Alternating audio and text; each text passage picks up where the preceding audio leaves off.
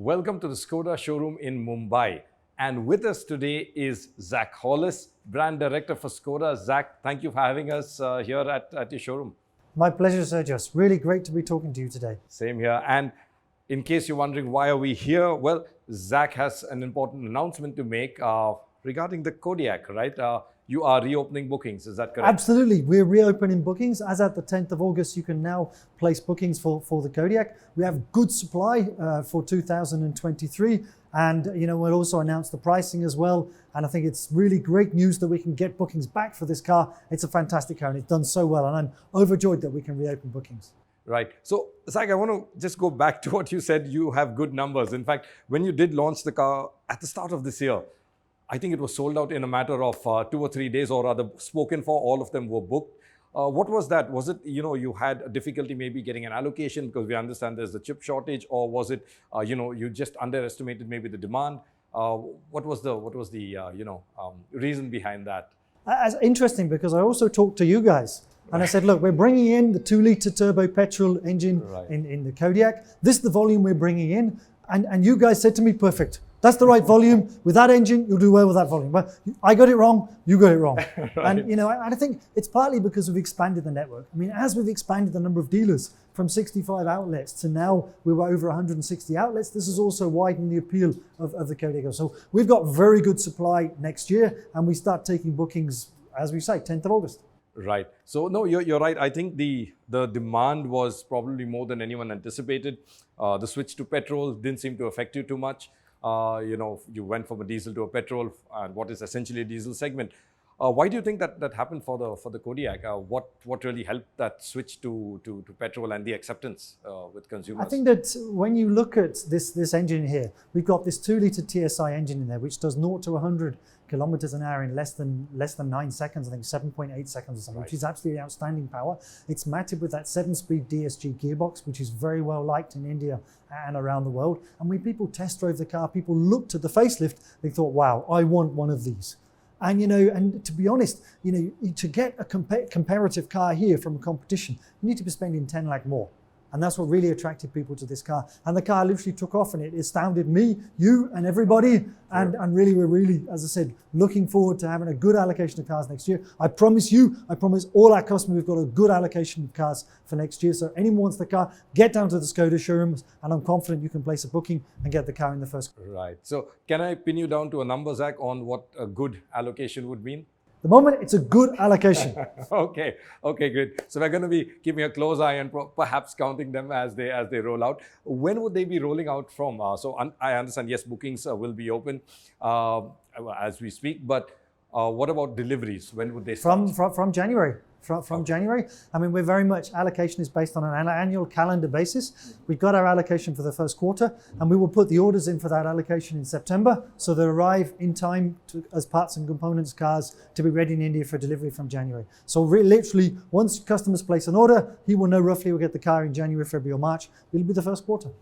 Great. So, and then after that, it's going to be a quarter-wise. Yeah, let's take it quarter by quarter, but we've got a good allocation, as I said, for the first quarter. I'm confident we can satisfy at least the initial customer demand from the first quarter's allocation. Right. And about the product itself, will we see any changes to the car when it does arrive in Jan, or will it essentially be the same as we are? It's essentially the same car. There might be 1 or 2 tweaks here and there, but it's essentially the same car, and it's gorgeous. You can see this yourself. Yeah. The chrome detailing on the grille, the way the creases are coming down the car, the size of the car. And personally, I love this color. This lava blue is also a stunning car here in the L&K trim in the showroom. Right. And Zac, also technically, yes, you did switch to the petrol, but there was also the dynamic chassis control, so the adaptive dampers. Will that also remain on the cars in January, or will there be tweaks? That will remain, and I think we are the only car in the industry, and certainly the only car at this kind of price bracket that the Kodiaq is at, with this direct chassis control. It's an outstanding, it really judges your driving characteristics and adjusts the dampers and the suspension.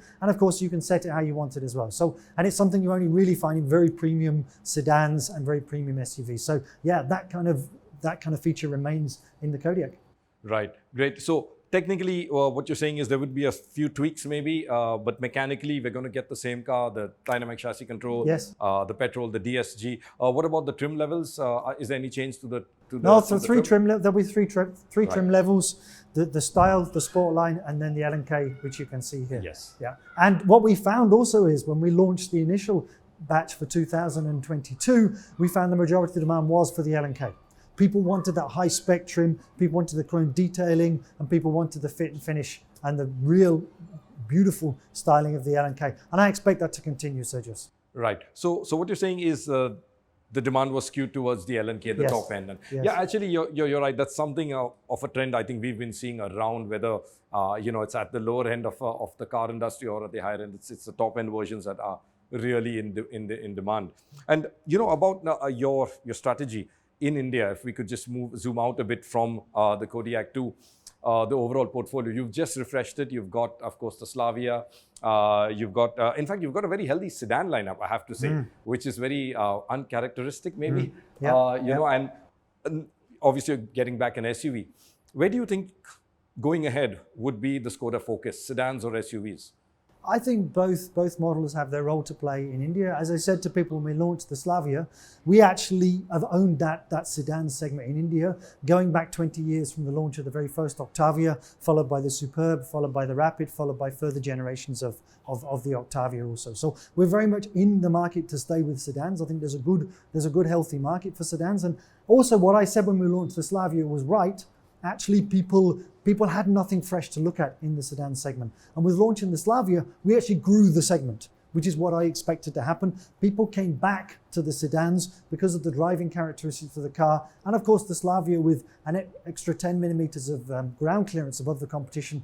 It also gives you that SUV type ground clearance. So both sedans and SUVs will be a part of our long-term plans.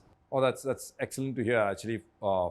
Being a sedan fan, so it's good to see an equal focus on both. What about EVs, Zac? I mean, what's the Skoda plan? We know y'all have said that y'all are looking at that. When can we expect the first, electric vehicle to roll out from a Skoda showroom?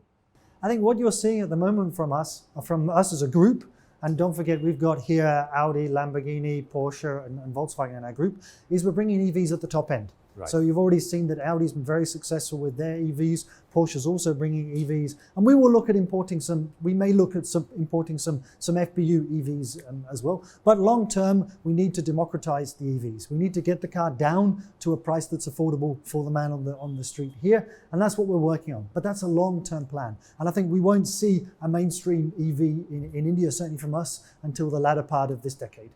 Oh, okay. So essentially, what you're saying is it would be imported EVs and a locally built one. You need coming some time, later. which is obvious. Coming later. Correct, which is naturally obvious.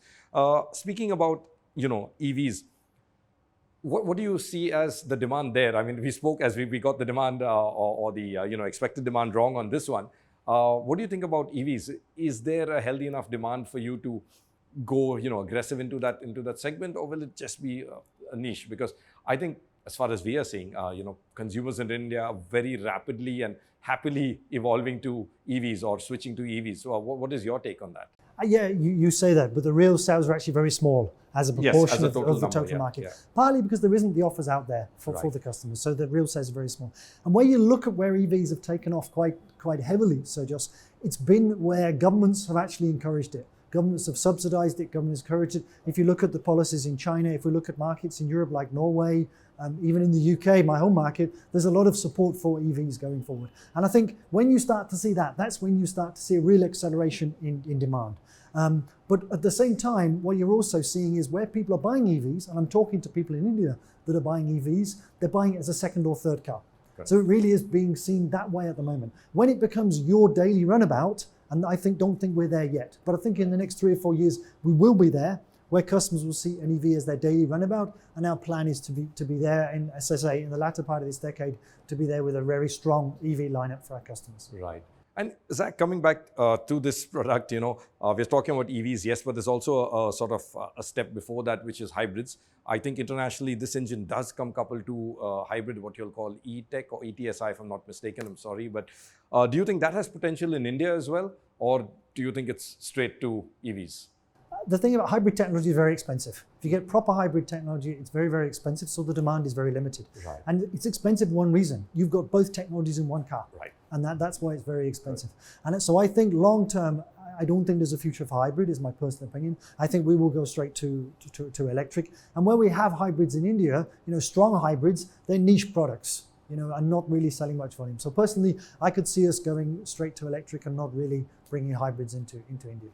So, and you don't think you need this to combat, let's say, diesel, because you all have, as a group, exited diesel. So, do you think that that could maybe help combat diesels? But I think what you are seeing is we're seeing really strong demand for our TSI engines. For our 1 litre TSI and our 1.5 TSI, they've got fantastic fuel economy. It's around 17 to 18 kilometers per litre, and I have customers telling me that I'm getting over 20. Because they're learning how to drive with TSI engines. It's a great fun engine to drive. It's very dynamic, it's great fun handling. But of course, if you drive it properly and you drive it conservatively, then you get great fuel economy out of it as well. And I think the business case for many customers, Sergio, is not very strong. You have to be doing 25,000 kilometers a year to make a diesel actually give you a business case. Yeah. And another reason why, Sergio, people bought diesel was for that low-end torque. And with TSI technology, you get that low-end torque as well. So I think with TSI, you actually get great benefits of that torque, you get good fuel economy, and of course you get lower maintenance costs coming from a petrol engine as well. So we're not missing diesel, we're getting good performance from our TSI engines, and customers love them. Yeah, I guess you're right, because clearly this car is a has good proved example. That, you all aren't missing diesels. So, Zac, just one last question. Between this and your flagship sedan, which one do you think would be the one selling, the higher numbers? Yeah, this is the SUV. SUVs are all in demand, but you are still importing them in let's say, certain good numbers, right? So which one do you think you see taking the lead in your portfolio? I can see the Kodiaq next year selling more than the Superb. That's okay. My opinion. And I think that's because people are so excited about this car. I've seen the reaction this year to this car, right. and I can see, I'm confident next year this car will do very well for us. And we've got good volumes behind it, and it's good for all of us. It's good for our dealer network, it's also great for our customers, and it's good for our brand. Sergio, we're one of the few brands in India that can sell cars from 10 lakh to 40 lakh, and consistently sell cars from 10 lakh to 40 lakh because of the image, the brand positioning we have in the marketplace. Great. So thanks a ton, Zac. I look forward to seeing you again and a lot of these on the road. I am too. Thank you very much. Thanks for the time too. Thank you. Thanks, Zac.